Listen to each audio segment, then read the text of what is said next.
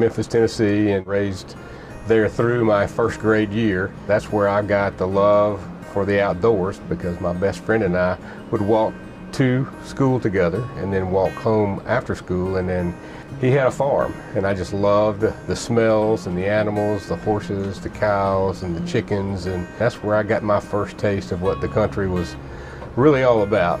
Moved to the upstate through the automobile sales with my father, working for Bergen Motor Company in Greenville. And when it came time to go to college, what were your options? Mars Hill College is where I ended up going because I had some friends that were going there. It was a little smaller, Baptist-backed college, which is now a university, and played a little bit of football, a little bit of baseball, and was into the sports medicine program there. And that's where you met some gal from Florida? Oh yeah, some gal from Florida.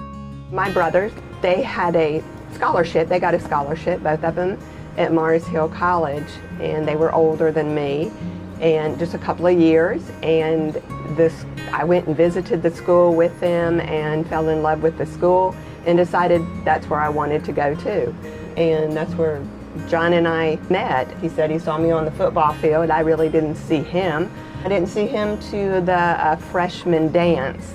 That was the last dance I got from anyone else. He made sure that he was the only one I danced with that night. No. Yes, can you believe that? What's your reaction to this? Are you playing along? I was fine with me, and then he decided that we needed to go to the local Bantam chef. That was about the only thing at Mars Hill in Marshall, right? At that time was the local Bantam chef. He bought one lemonade and got 2 straws. No, he did not. Yes, romantic, yes. Well, I stayed in coaching and teaching for 38 years total, and ended up, we moved or transferred, got a new job in Pickens County, and was grateful for that opportunity to go from Greenville County to Pickens County at Liberty High School. Okay. And that's where I finished up my last 28 years, but the first 10 years were in Greenville County. I had some good buddies that lived up there and we coached with and taught with, and they all had land and were able to live out in the wilderness, and so we started looking for some land out there, and we couldn't find what we were needed or what God wanted us to have. So we ran across this piece of property in the newspaper. It was a little bit more than what we wanted land-wise, acreage-wise, and the guy wouldn't split it up or divide it up. So we took a risk and bought the whole 65 acres and just made some sacrifices to make that happen. But we all now see that that was a part of God's plan, because every piece of this land is used to spread His kingdom and share the gospel in many, many ways, and especially through God's Legacy Ranch and Open Range Cowboy Ministry. We wanted to give back to the community, and so one morning John was listening to Kim Meter on the radio with James Dobson, and she and her husband Troy are really the gurus of the equine ministry. Faith-based youth ministry. Yes, faith-based youth ministries, and they're out in Bend, Oregon. Their story is they would rescue horses and the children and their families using the horses as equine therapy. So John heard that, and he told me the next day about the interview, and he said that's what God is telling him to do. Well, we knew nothing about horses. We're city people, and I told him he was crazy. He said, I just want you to do me one thing. I want you to pray about it. So I did. And the following year, we had to wait a whole year before we could go out. They had these classes once a year, and we had missed the first one.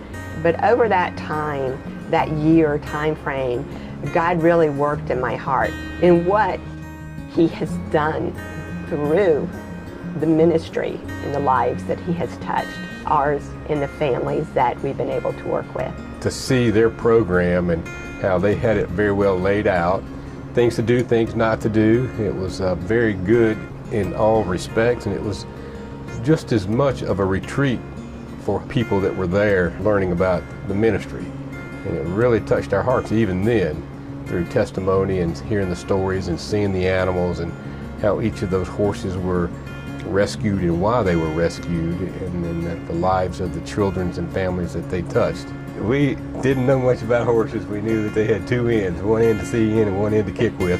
So we started looking around and we're sharing our dream with people, and they advised us not to get rescue horses because we had no experience. So we had already written up all our plans and submitted those for the nonprofit status, and then kind of felt like we needed to change direction, but we didn't know where to go as far as the rescue started. So I got to looking through the American Livestock Conservancy, and we were already doing heritage breed chickens, and then I was turning through their catalog and found some horses that were nearly extinct, a rare breed, and that was the Carolina Marsh Tacky. We went from there and met up with Chris and MJ Goodwin. We bought our first horses from them, and we've continued to grow our herd. We now have 7 Carolina Marsh Tackies and use them in our program. Wonderful horses. They got good minds, they got good feet. They're very, very inquisitive. They want to please. They're smart. They're thinkers first before they react.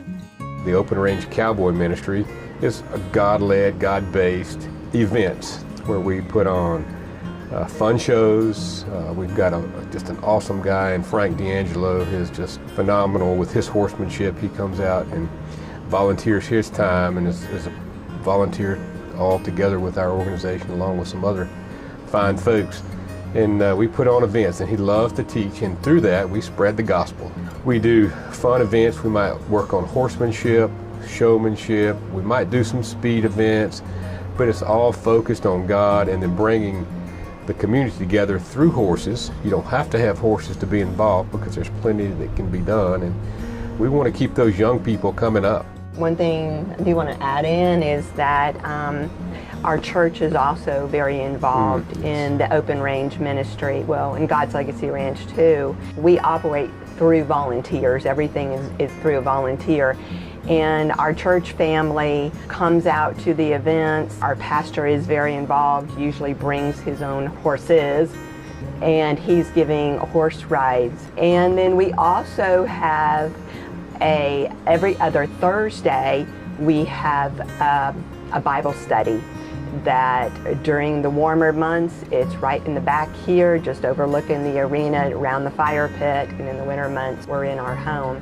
Wonderful church there. The whole church has welcomed us in there, and just like family, and the whole church pitches in. When we have events, they all get involved, and that helps a lot. And we couldn't be where we were without them, and the other volunteers throughout the community that just allow this thing to continue. In some of the clinics that we have them for very beginners from 6 on up. We will provide a horse for you, or we have our friends or our church friends who bring a well-trained horse for a beginner to try out in a clinic, to where we're teach them how to halter a horse, how to saddle a horse, how to mount a horse, and how to do all of these things safely.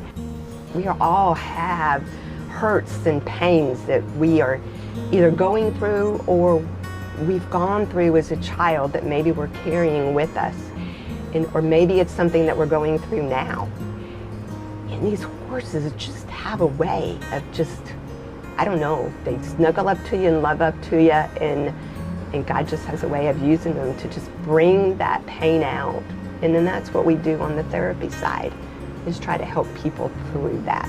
Looking back on the time you've had this ranch and what you've attempted to do, what are some of the stories that really you can't forget about the success that you and the Lord were able to do? The ones that come to my mind most are some of the handicapped children that are nonverbal, and we've had some that are blind that actually said one of their first words on the back of the horse, and it was quite amazing. And just to see some of the children, and some that can't walk, they may not be able to walk, but you can put them on the back of a horse, and the horse is the legs for them, and can maneuver them around, and they can play games and on the back of the horse, and throw balls, and do different things that they wouldn't normally be able to do. It just brings joy to our hearts. It brings more joy to us, I think. But I look at the families and the joy that's on the parents and the grandparents and the family members' face, and words just can't describe what you see. We just want to continue to grow, and so that we're expanding God's kingdom. Continue doing what we're doing and being led by God, and not ever forgetting that it all comes from Him, and He's going to guide us at His pace, and just reaching out to the community and helping any way we can.